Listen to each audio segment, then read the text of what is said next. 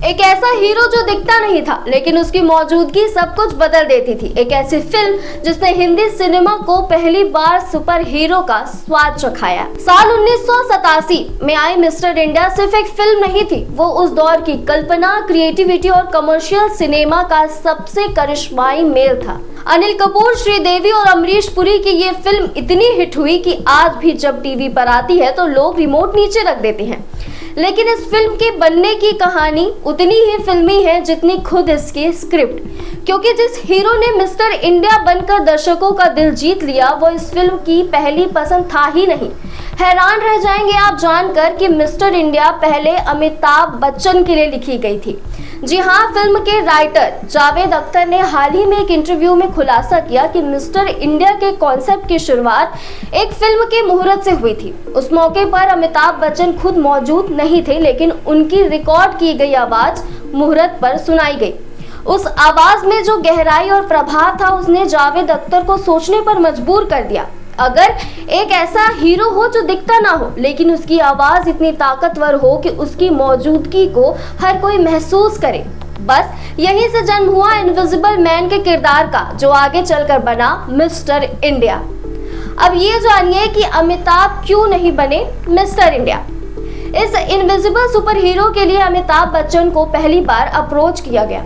उस दौर में उनकी पर्सनैलिटी, आवाज और स्टार पावर इतनी जबरदस्त थी कि वो किरदार में जान डाल सकते थे। लेकिन जब उन्हें ये बताया गया कि फिल्म में ज्यादातर वक्त वो पर्दे पर दिखाई नहीं देंगे तो उन्होंने इस किरदार को नकार दिया, क्योंकि उनके स्टारडम का बड़ा हिस्सा उनकी स्क्रीन प्रेजेंस और चार्म में था और ये रोल उससे बिल्कुल उल्टा था। जावेद अख्तर ने भी इस बात को समझा और अमिताभ पर किसी तरह का दबाव नहीं बनाया, लेकिन ये इनकार फिल्म की किस्मत बदलने वाला था। इस मूवी के बनने में इंटरेस्टिंग मोड़ तब आया जब सलीम जावेद की जोड़ी, जिसने हिंदी सिनेमा को शोले, दीवार और डॉन जैसे फिल्में दी थी, उस वक्त टूट चुकी थी। और गॉसिप ये भी कहती थी कि इस टूट के पीछे कहीं ना कहीं अमिताभ और जावेद अख्तर की बढ़ती नजदीकियां वजह थी। जावेद अख्तर ने खुद स्वीकारा कि उन्होंने अमिताभ से करीब 10 साल तक दूरी बना ली थी और उनके लिए कोई स्क्रिप्ट नहीं लिखी। इस बीच फिल्म की स्क्रिप्ट एक किनारे पड़ी रही, लेकिन किस्मत को कुछ और ही मंजूर था। अब आपके मन में सवाल आ सकता है कि जब अमिताभ बच्चन ने मूवी करने से मना कर दिया था तो फिर ये मूवी अनिल कपूर के पास कैसे पहुंची। बोनी कपूर, जो उस वक्त फिल्म प्रोडक्शन में तेजी से आगे बढ़ रहे थे, अपने छोटे भाई अनिल कपूर को लेकर एक फिल्म बनाना चाहते थे।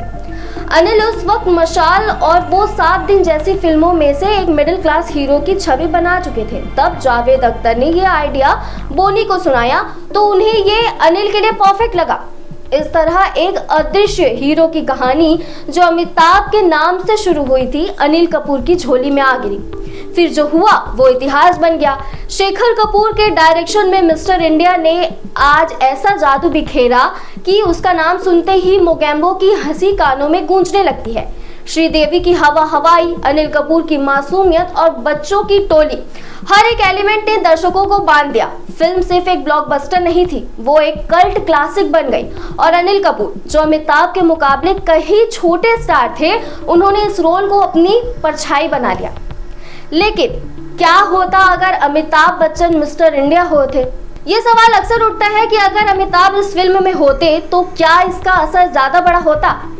शायद, लेकिन इसमें कोई शक नहीं कि अनिल कपूर ने इस रोल को जिस तरीके से निभाया वो अपने आप में मिसाल बन गया। कहते हैं ना, कुछ कहानियां वक्त से आगे चलती हैं और कुछ कहानियां वक्त को ही बदल देती हैं। मिस्टर इंडिया वैसी एक कहानी थी जो एक सुपरस्टार को खोकर भी एक नया सुपरस्टार बना के, जिसने अदृश्य होकर भी खुद को अमर कर लिया। अगर अमिताभ बच्चन इस फिल्म में होते तो शायद किरदार की आवाज और गहराई भी प्रभावशाली और ज्यादा होती, लेकिन जो मासूमियत, वो मिडिल क्लास स्ट्रगल और बच्चों वाला अपनापन अनिल कपूर ने इस रोल में डाला, उसने इस फिल्म को सिर्फ हिट नहीं सुपर हिट बना दिया। तो कैसी लगी मिस्टर इंडिया की ये अनसुनी कहानी आपको? हमें कमेंट में जरूर बताइए और ऐसे ही इंटरेस्टिंग स्टोरीज के लिए वयम भारत को सब्सक्राइब करना ना भूलें।